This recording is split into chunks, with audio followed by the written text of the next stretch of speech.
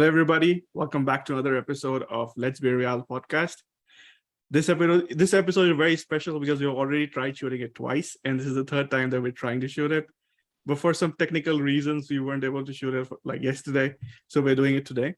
So before I go any further, I think the first thing I'll do is probably introduce the fact that we have a special guest with us. His name is Matt. He belongs to the Hey Eintracht Frankfurt Podcast, and I'm gonna let him do the introductions and everything about himself and his team. Yeah. Hello, Real Madrid fans. I'm representing my podcast, Hey Eintracht Frankfurt.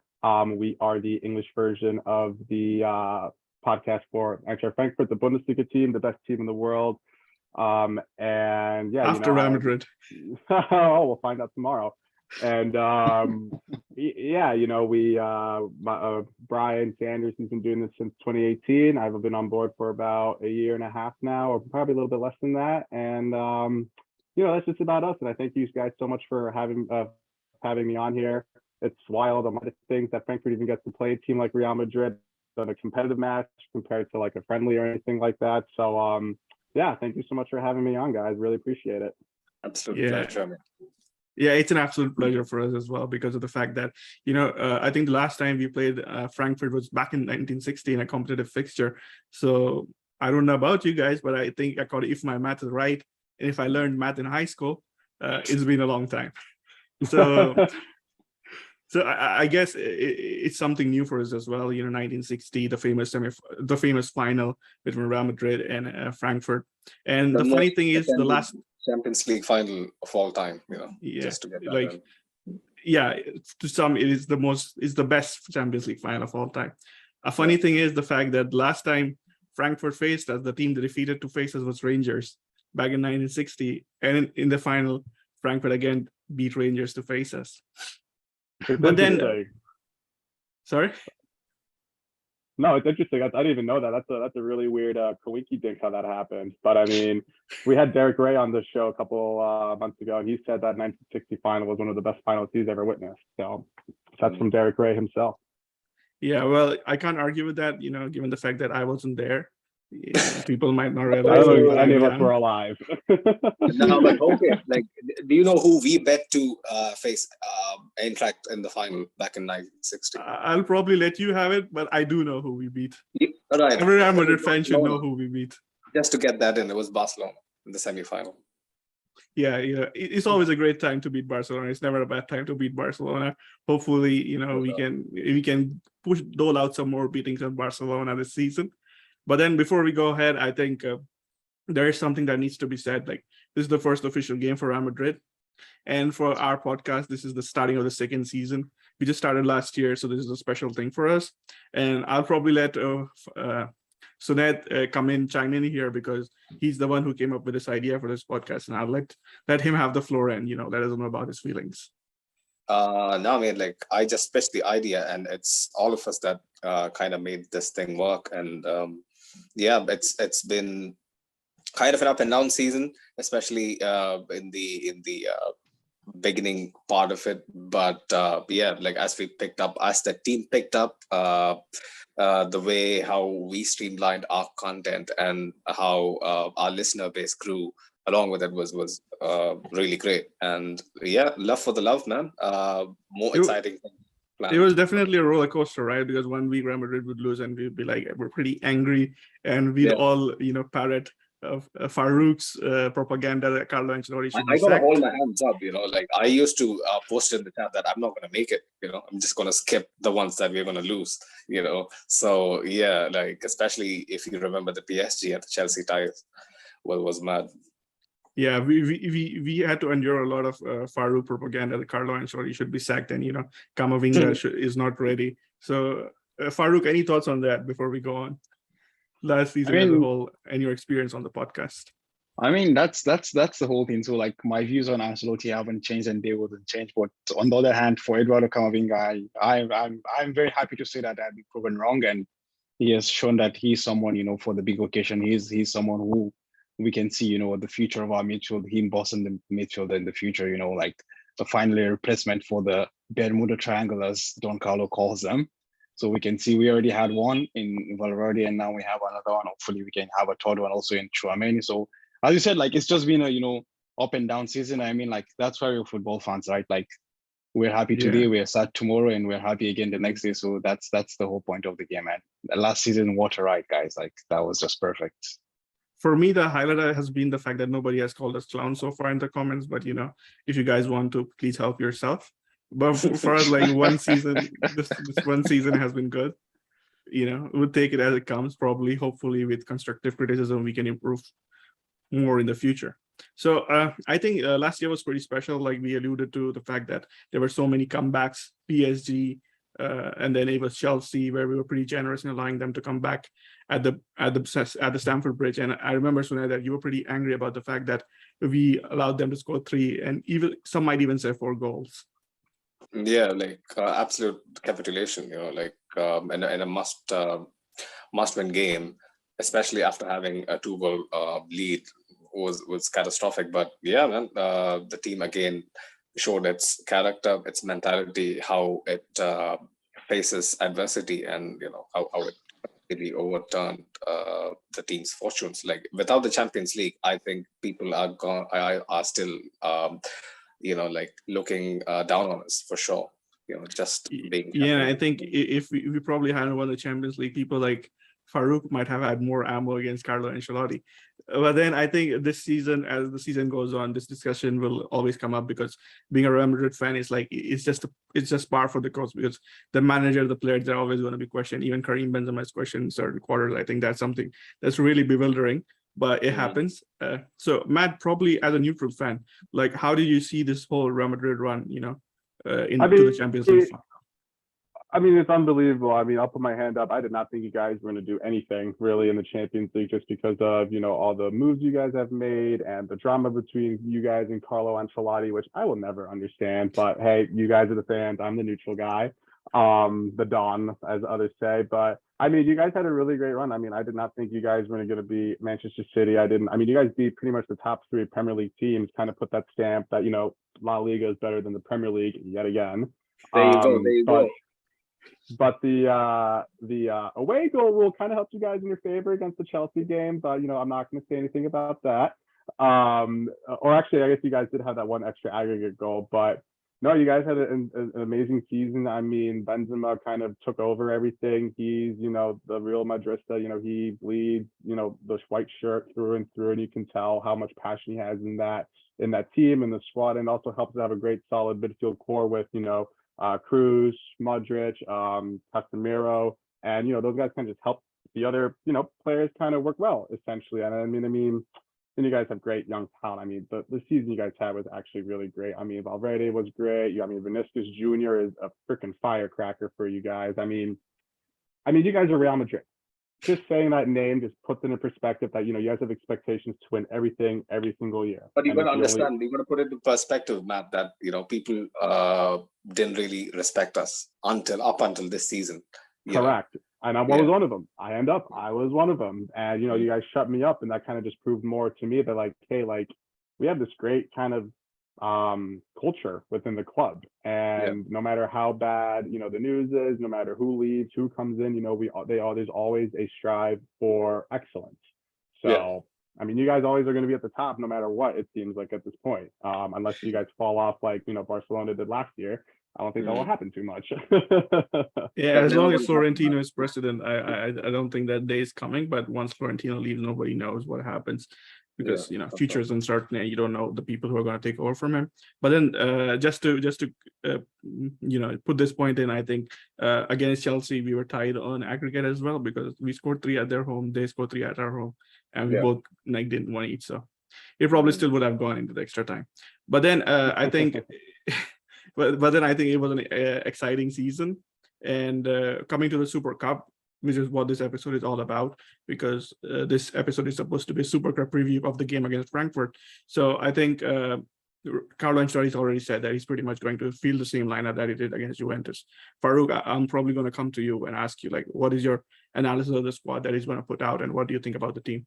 Would you make any changes to it? No, I think that's okay. Like, we can just, try that out with the same continuity and go on and see what, I mean, the point is it's the Supercup, and it's against Frankfurt with all due respect. So I mean, we aren't expecting anything else other than a victory in the game. So I mean, yeah, like, okay, it's about karma. I mean, man, if Ancelotti fucks that up, then I mean, what's the whole point, man? So yeah, I mean, like, for the lineup, like, I'm not expecting anything barring, an injury to anyone. Like, I have no issues with the lineup. I think even I will go with something very similar to that. Yeah, but I will just, I'm just wondering about the issue, with the Alaba, Mendy thing. What happens? Like, that's just the only conundrum that remains in my head, and I think even the greatest So genius. for you, KCM, downright, they start, basically. Definitely, man. Definitely, KCM starts, man. Definitely. So I mean, for those guys have earned that right, man. Like, those guys are the masters of these games. So that for you, does it make a difference if KCM does not start? Because there was an interesting stat that I was going through today. The fact is, like, whenever Cruz, Casemiro, and Modric have started a final for Real Madrid, we have always won. We haven't lost the final with them as starters. So would you be willing to change that, or maybe make some changes in the midfield? It's an astoundingly proven formula which has always festered success, and they have this innate ability to control the tempo of a game, which at this age, and with their very visible lack of athleticism, like not Modric, but Cruz and Casemiro in specific. But yeah, I know, okay, you don't agree with it. They don't have legs. They don't have legs. They don't have legs. It's just my bandwagon. I need to still be in it. I mean, Mo, how is it possible to get a US patent for the term? Okay, actually, it's not a patent; it's a trademark, right? For they don't have legs. I mean, at this point in our podcast, we can assign Sunet the catchphrase "they don't have legs." Whenever somebody says they don't have legs, it's probably Sunet. The matter of fact is, you guys should actually look into it. Probably might fetch us some money. Like, for real. But these guys guarantee success in whatever scenario they are put into. But Tchouaméni, Camavinga, and Valverde is not a bad midfield three, in my opinion. But if it backfires, people are not going to be happy. So I don't think Carlo is gonna be adventurous, especially when a title is at stake. Yeah, keeping our poverty issues aside, I think the fact of the matter is the fact that, for me, I don't agree with the fact you saying that they don't have legs. Some in a way that puts down the quality that Cruz brings in. Because for me, avoiding press isn't about physicality; it's about movement, making intelligent passes, and that off the ball movement that helps you escape the press. So I think Cruz is somebody who does that the best. Even in the preseason game against Barcelona, I think he proved that. So for me, that's where I come from, and I'm pretty much comfortable with Carlo Ancelotti going with Cruz, Casemiro, Modric, and the same old midfield. But then there's always a question about Rudiger, because Rudiger is one of the big name signings that Real Madrid made in the summer. So I think, Farouk, I'll probably come to you, and then Sunil, you can also chime in. What do you want Rudiger to start tomorrow? Is Rudiger going to start? That's the question. I don't think he will. No. Would you want? It's not about age, because we know he won't start. Okay. I wouldn't start him. No. The players who basically got him the Champions League title, they deserve to be on the field. Yeah. From minute one. Definitely. Oh, so we have a contest. I back that 100%. I back that 100%. Like, so for the first time on this podcast, we have a consensus. That's a historic moment for us. Very interesting. Because I was going to say, I'd be very nervous to go against Carvajal, Rudiger, Alaba, and Mendy as a back line. That'd be freaking on my side of things. Yeah, but I think Militao has the ability to surprise you, Matt. Yeah, this is actually a good segue for us. What do you think about Real Madrid's lineup? Because I think it's going to be Carvajal, Militao, and Alaba starting alongside Mendy with Courtois in the back line. And who the front line is going to be with Valverde, Benzema, and Vinicius. What's your opinion? Like, how do you rate our lineup? I wish I had that lineup. I mean, so does Barcelona, but I mean, here's the thing. We as Frankfurt team, we're called the Moody Diva for a reason. We play really bad against really bad teams, and then we play really good against good teams.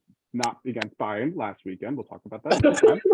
But it's interesting because I think Meniscus Jr. could tear up our right back a little bit. I'm very, very nervous about that. Not too nervous about Valverde on the left side. We have a strong left side.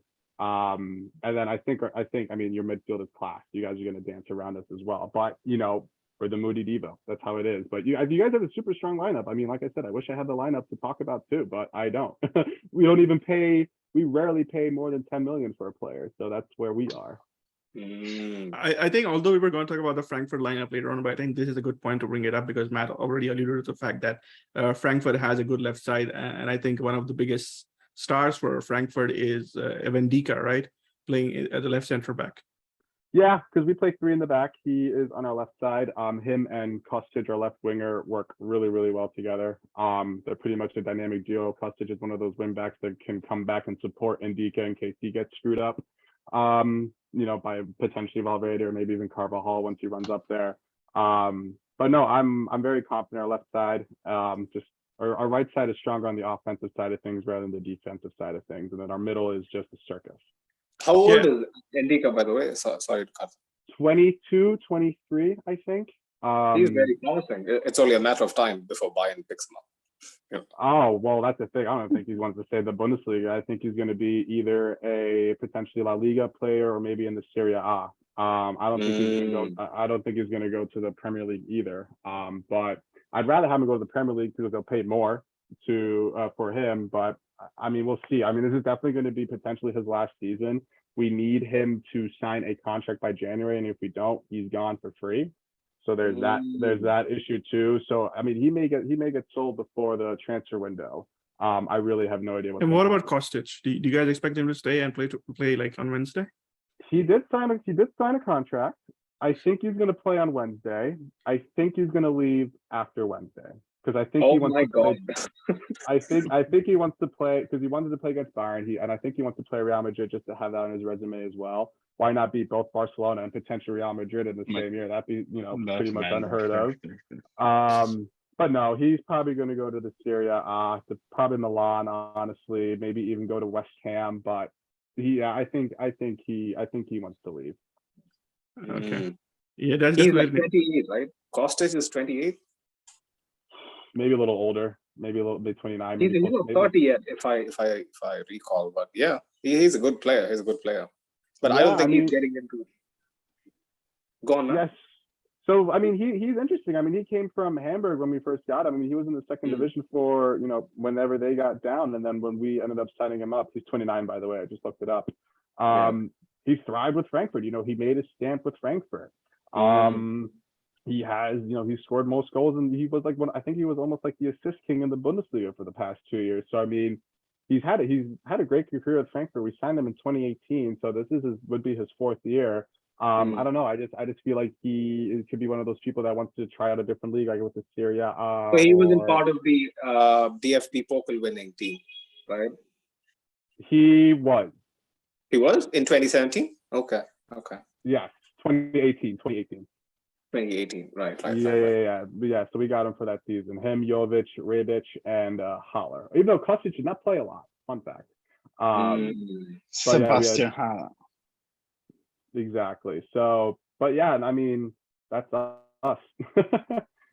and I think I was watching the game against Bayern over the weekend. I think that it was funny the fact that Kostic and I think your right wing back is called Knauf. Yep. He's a loanee. He's a loanee from Dortmund. He's another fun guy. I mean, he's great to watch. He's awesome on the right side. I mean, him and Lindstrom are work really, really well together. Him and Shaw, our center midfielder, also really work well together. And he's also kind of like a firecracker. It's just nice to have two wingers to just sprint down the line and then be able to come back because they both have that kind of like fitness in them. The only problem I have with Ansel Knauf, he's very indecisive sometimes, and I think it's because there's a flu going on with Frankfurt because one player will have that kind of thing and then transfers over to the next player where they just will refuse to shoot the ball in the box. And right now Knauf is at that spot where he's taking 3-4 touches in the box compared to 1 to 2 touches. But yeah, no, he's really good. I mean, if we're going to go right into the lineups here, if I were to suggest what kind of lineup we have, just to share with the Real Madrid fans what we really are, We are probably going to go the same way we did against Bayern, and so that would be like a 3-5-2, 3-5-2, 3-4-3, depending how it goes. I do expect Boré to start again. Obviously, I think Lindstrom and Götze are going to start behind him as well. We'll have Kostic on the right, Knauf on the Kostic on the left, Knauf on the right. We'll have Djibril Sow. I do not think we're going to have Rode to start. I do think that was a mistake of him starting against Bayern. I do understand having someone who has, quite a bit of experience to have that kind of leadership in the team. I just don't think so. I think we're going to put in our Japanese superstar Daichi Kamada in there because we are trying to put him in a 6th position rather than playing like a number 10 a little bit. Because he was super effective when we played in the DFB Pokal. And I don't know why we didn't play him against Bayern, but that's up to Coach Glasner over there, which I don't. He's a great coach too, but sometimes you make mistakes. And then I think with our back three, we keep it with Torre, Tuta, and Ndika. I after the thrashing, I could potentially see us going with 4 in the back and potentially benching either Götze or one of our midfielders, whether it be Knauf or maybe even Kamada, and then just have 4 in the back and play a 4-4-2. But I don't think so. We've been B52 super consistent all year last year, even the years before that. And obviously we have the best keeper in the world with Kevin Trapp. So there's that. Yeah, Courtois might give him a run for the money on his day, but the fact is, I think against Bayern, Frankfurt left a lot of spaces open on the wings, especially around the box, because Kostic and Knauf, I think they didn't track back as much, and Bayern really. Since you brought up the point, okay, like can I ask Matt this question that we all have? In general, does German teams completely neglect defending? Like, is it just a stigma that people have that they don't defend, or is it like? It's interesting. I've never heard of that before because but I see where you're coming from because we play so high up. Like our back line is especially in the final third at most of the time, and that was one of the biggest reasons why we ended up losing in the 2018 World Cup because Boateng was practically on the top of the box on the opposite field.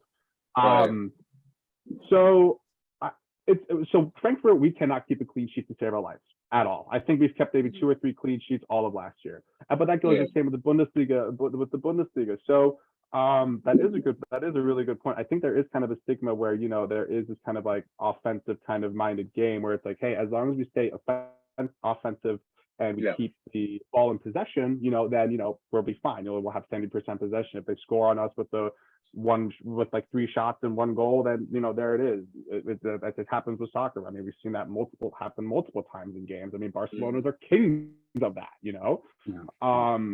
So I mean, I think there is a stigma where we just kind of refuse to defend, not refuse to defend, lightly defend, because we actually are. I can point to I remember also even with German coaches except for Thomas Tuchel, obviously, like for example, if you guys could remember, there was David Wagner he was also like from Dortmund. He was a Klopp's assistant, also like he was at Huddersfield, and one of the reasons why they got relegated was like they were playing they were playing such a high line in the Premier League, and like the defenders were literally almost at the center line, and so just one ball over the top, and like you're just through, like as Mo pointed out, a lot of space to exploit on the wings. So I think that's something that dictates in German football. I don't know. You're right. It's only him. It's only Tuchel and Ralph Hasenhüttl over at Southampton. Those are the only 2 that can actually like handle that. Yeah. And I mean, one of them is going to be the next Germany coach for sure. But yeah, I mean, we'll see what happens with that. But yeah, no, it's a very interesting point that you say that, and it makes sense now, Sinead, that Germans have this kind of like attacking mindset. So yeah, I think that's the stigma in the Bundesliga right now, which makes it which is why it's such an entertaining league. Very exciting league for sure. But yeah, I just like to counter that with the fact that in the second half against Bayern, I think Frankfurt kind of tidied up and sat back and defended those spaces well. So I think Frankfurt definitely does have it in them to defend those spaces. And even against Barcelona, at the Camp Nou, they had this thing where they defended pretty deep. How was the game against Barcelona at Camp Nou? Were you there? Were you part of the crowd that turned it all white? I wish. Oh my God. I mean, I was at I have a job, so I can't leave New York and just quickly fly over there. But no, I mean, that Barcelona game was probably the best result that we have had in our history. Yeah, I definitely say it's probably the best result in our history. I mean, the fact that we had close to like 30,000 people show up, close to 40,000 people show up at the Camp Nou. Watching the game live, all you see is just a sea of white pretty much in like at the top bunk, and then you see little pools of like white into the Barcelona stand. And the fact that we literally just took it to them was amazing. I mean, the fact that we were also up 3-0 is unheard of. I mean, the first leg when Barcelona came to us, that was, I mean, very nerve-wracking. I mean, Ansgar Knauf hit a rocket of a volley. I mean, super lucky on it. And we were able to go into the Camp Nou with 1-1. I mean, we had no expectations.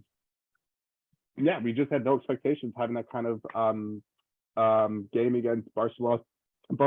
Then obviously typical Barcelona, they get like those extra like 7 to 8 minutes of extra time towards the end. Got very, very nervous on that, because once that happened, I thought to myself, we are going to lose this game. And I'm glad we didn't lose that game, man. You know, obviously you had to beat the best to, you know, win it all. And I'm glad that we were able to accomplish that. Absolutely. Especially Like, at it the happens Camp to Nou. most teams. When they go to the Camp Nou, I think they get intimidated by the whole atmosphere. But I like the fact that Frankfurt didn't give two shits about, you know, Barcelona. And So I mean, it was a home game for them, so. Exactly. So exactly. that's the No. whole point. Yeah. Kevin Trapp, Rode, Bore, all of them were like, listen, we walked out for warm-ups and we thought it was a home game, because they were singing like the typical, you know, songs that we do, like our hymn, like our anthem, I'm sorry, our usual chants when everyone walks out. So like, it was literally practically a home game for them. And I'm glad that we came out as winners at home in Barcelona. So just to point out, I think the game in Helsinki is probably going to resemble a Frankfurt home game again, because the fact of the matter is, I think that Frankfurt have like around 18,000 fans coming to the game, but Real Madrid have only like 4,000 or 5,000, because, you know, there's no demand from them. You from guys the don't Madrid fans. care, that's why. You guys don't Well, care. I wouldn't exactly say we don't care, because the last time we played the Supercup, we had that terrible moment where we lost to Atleti because of a Marcelo mistake, you know, where he decided suddenly to play a harmless ball inside our own box for some reason. I guess that was a game that sort of marked the beginning of the end for Marcelo. But yeah, it happens. So maybe Matt, you could take the time and take our listeners through, because, you know, most of us are aware of the fact that Frankfurt beat Barcelona, but the rest of the run that you guys went through last season is a mystery to us. So probably you could just help us out here. Yeah, no, for sure. So, you know, after we beat Barcelona, we had to play West Ham, who was definitely a trickier opponent. I mean, we came out of the Olympic Stadium, or I guess the London Stadium now, with 2-1 win, two away goals, which doesn't matter anymore, which I still have to get used to. But no, we came out strong. I believe Kostic ended up, Knauf ended up scoring in like the very, very first minute. I think it was like one of the first plays. And then Daichi Kamada was able to top it off. I mean, West Ham was a very, very hard opponent to play. We dominated on the possession side of things, I believe, but they just ended up just, you know, kind of sitting back. I mean, they kept taking too many shots out wide, which was their biggest like failure. So we kind of just beat West Ham at that kind of point. And then after West Ham, obviously we played the Rangers, and, you know, that game was another roller coaster in itself, where, you know, it went to extra time, it went to penalties. I mean, like I said earlier, we cannot keep clean sheets. So I already anticipated a goal to get scored on, like, against us right off the bat. Well, not right off the bat, but right after like the second half or so. But I was glad that we were able to, you know, respond to that in like the 70th or 60th minute in that game. But I mean, the Europa League journey for us was, I mean, super, super unique. I mean, I don't want to keep referencing back to Barcelona, but when Rafael Borre scored that screamer from like outside, from like 30 yards out, you know, at that point I was like, oh my God, this could be our moment here. We could be winning 2 trophies within like a 4-year span, which, you know, I've never even seen a trophy in the Frankfurt cabinet. If I think just alone DC2 is incredible. But no, you know, I mean, we had to play the best to essentially beat the best. You know, I mean, I'm glad that we had to play Barcelona first, and then obviously with West Ham was a little bit more not as competitive as Barcelona, but they were still a very, very strong opponent. And then I'm glad we were able to top it off against the Rangers towards the end. And, you know, that game was pretty much everything. I mean, we dominated the game essentially. And then there's certain moments where the Rangers were dominated, but then of course when penalty shootout comes, the Germans always trump in penalty shootouts. That's well, not recently, but in this case it was. And came out as Europa League champions, Europa League champions, and now we get to do the Champions League our first time in our history, which is also another huge accomplishment for us. It's the first time in your history? This is our first time in to play in the Champions League history. The last time we played in this sort of like European competition was, before the Champions League existed. Yeah, yep. So this is our first rodeo. Yeah, I guess a lot of Real Madrid fans were they're pretty enthused about the fact that we get to face Frankfurt, because there is a sense of shared history between our two clubs, even though like we haven't played each other, but there are a lot of players who have played for both clubs. Like some people who come into my mind, because I haven't been there throughout the history to know everybody who's played for both clubs, but I do know some. And one of them names that pumps out is somebody from La Fabrica, that was Omar Mascaral. So I don't know, do Frankfurt faithful remember him reasonably well? I mean, reasonably well. I mean, it wasn't like he wasn't effective for us. I mean, I think he played with us when we were in the second division that time, maybe when we were considered an elevator team, when we keep bouncing from the first league to the second league and back up. Yeah, I mean, he was a solid midfielder for us, a solid center defensive midfielder. It's not like we chant his name that much anymore, because so many players come in and out of the team. He didn't make that big of an effect. But definitely. I remember him. I remember Lucas Vallejo. He was there for a year for us. He was pretty solid. He played a good. I probably botched his name too, by the way. But it was Jesus Vallejo. Jesus Vallejo. There we go. He was solid. I mean, he was good too. But I really don't know that many Real Madrid players that played for Frankfurt besides those two. I'm surprised there's that long of a list, to be quite honest.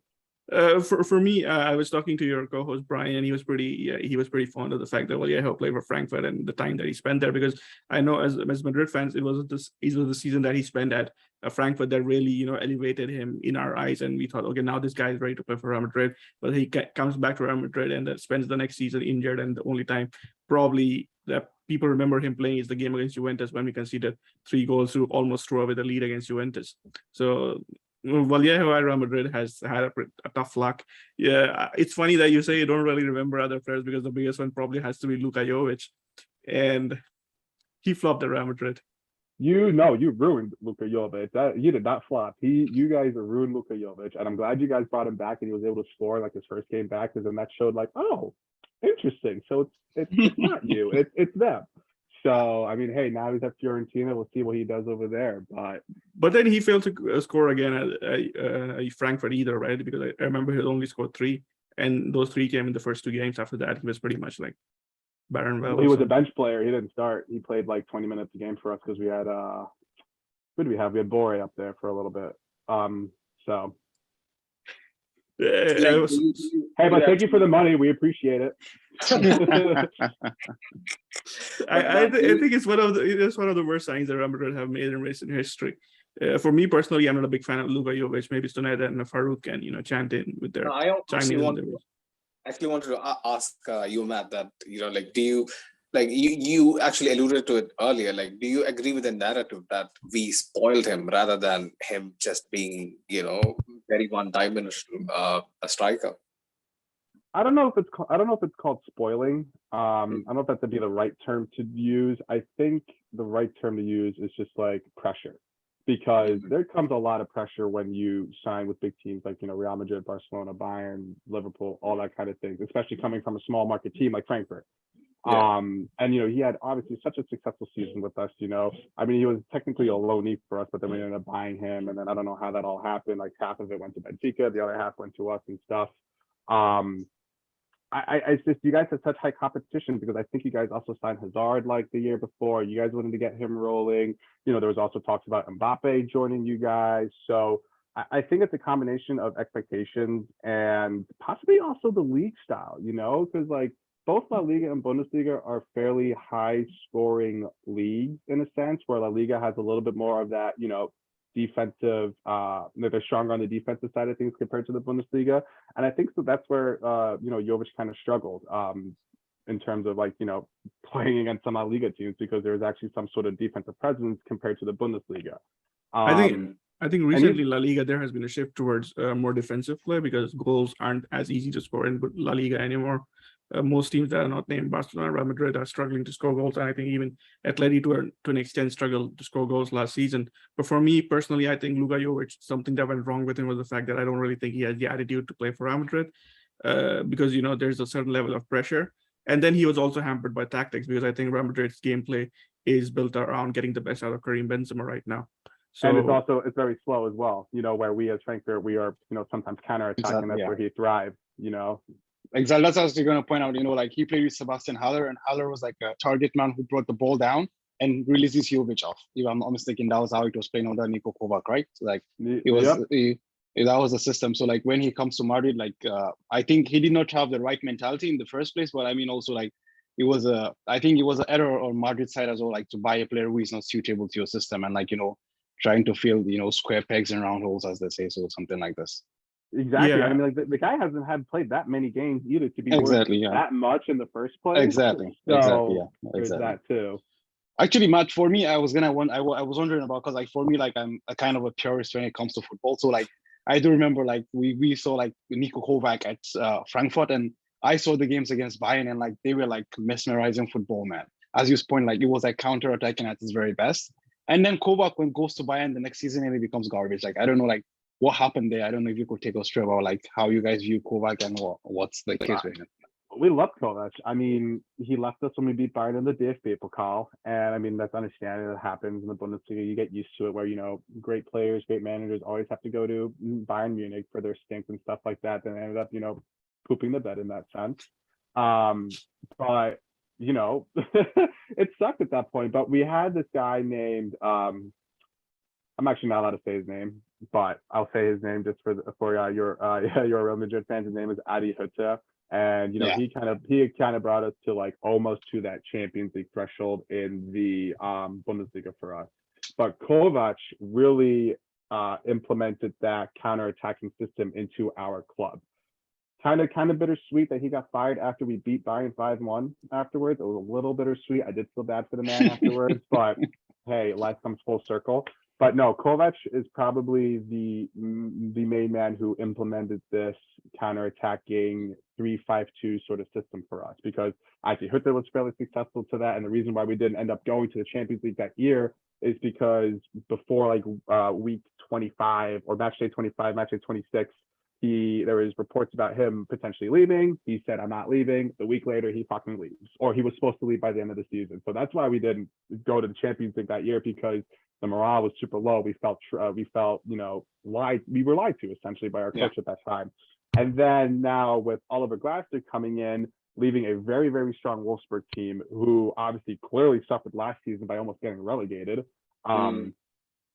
He kind of continued that implementation for Kovac. So to answer your question, no, Kovac is probably the key figure for our most recent success. And I'm glad he was there for the game, for the Europa League game. The man who I will not say his name again, he was also at the game there. So Kovac deserves a lot of praise for this club's success in recent history, for sure. I guess, Matt, it's been a real pleasure having you on the podcast, because this game is something that we're looking forward to, and playing Frankfurt, playing a new team is always a pleasure. But then before we end, I'll just take in the predictions quickly. Well, I know who you think you will win, but like, what do you think the score will be? So this is why I said we were the Moody Diva earlier, because we thrashed a third league team 4-0, and then we get thrashed 6-1 by Bayern Munich. So, but we play a good team like Real Madrid. So I don't think we're going to get killed, honestly. I can honestly see this game being very, very close, potentially being like a 1-1 game and then going into like penalties or something like that. Because I think we will be able to hold our own in a sense, but we're the Moody Diva. So my official prediction is going to be a 2-1 Frankfurt win in extra time. What do you guys think? What do you guys think, Suneta Farouk? I'll let Farouk go first. Go for it. Yeah, I'm gonna take Matt's prediction, but it's gonna be reverse. 2-1 for Real Madrid. I think Mats has a point. I think it's going to be quite a tight game. Well, I think it's going to be like Real should have enough firepower to, just roll. Because eventually also we also almost can't keep a clean sheet, so it's almost difficult, except if Courtois becomes superhuman. So and you can always count on Militao, giving a gift to the opposition. Exactly. So yeah. So let's give the Germans one to take home, at least. Yeah. So let them take one, go home, and we can just. A lot of them will travel to Helsinki, so we don't want them to go empty-handed. Exactly, man. Exactly. Yeah. It's so a home game for us. It's a home game for us. Suned, quickly to wrap up, what's your prediction gonna be? Yeah, similar to what the boys predicted, like something similar to a 3-2 or 2-1, and I'm pretty sure that Frankfurt is gonna give it a real go. Like we might be walking into this game thinking that Frankfurt might be a rollover, especially since what happened at the weekend. But I'm sure Frankfurt has plenty of ammo, to hurt us. For sure. Yeah, I doubt that Ancelotti is going to take Frankfurt lightly, because I would be surprised. He's already said that Frankfurt comes in on the back of 2 competitive games, so they are ahead of us in a way, so to speak, because we haven't played even a single competitive game going into this game. So I think it's going to be a good game for tonight. If you have any last-minute shout-outs to make before we wrap this up. Yeah, shout out to our friends at the Real Madrid committee. They run an extremely informative Real Madrid fan page. They've been a huge part of our journey. So yeah, check them out. Also, another shout out to our Feminino team that are working hard to get their first episode out, and it'll be out very soon, hopefully. And also keep your eyes peeled on our socials on Insta and Twitter for our season refresh. So yeah, that's pretty much it. I guess if that's all, this is a good time to end. Wishing for a good game on Wednesday, and to end it all, Hala Madrid. If I may add one more thing, to all the New York Real Madrid fans who feel like going to a Frankfurt bar, Jack Dempsey's right across the street from the Empire State Building on 33rd Street. Frankfurt is hosting a public viewing party. There's actually going to be a Frankfurt legend there. I'm not gonna say his name because no one's gonna know. But if any Real Madrid fans feel comfortable enough and I guess cocky enough to go to the bar and some Frankfurt fans, feel free. I wish I could be there, but yep, no, feel free. Yeah, and definitely we're gonna leave the links to Matt's podcast in the description, so be sure to check them out. And to end, Hala Madrid. Madrid. Hala Madrid.